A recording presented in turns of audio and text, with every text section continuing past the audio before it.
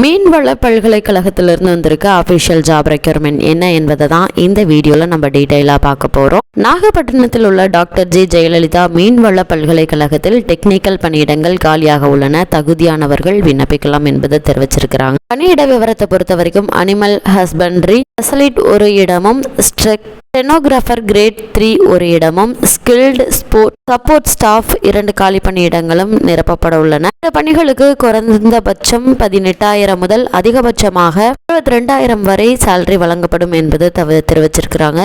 தகுதியை பொறுத்த வரைக்கும் அந்தந்த பணியிடங்களுக்கான தகுதிகள் பெற்றிருக்க வேண்டும் அப்படிங்கிறத குறிப்பிட்டிருக்காங்க. பொது ஓபிசியினருக்கு ₹1000, எஸ்சி எஸ்டியினருக்கு ₹500. மாதிரி விண்ணப்பம் மற்றும் கூடுதல் விவரங்களுக்கு அஃபிஷியல் வெப்சைட்டான www.tnfu.ac.in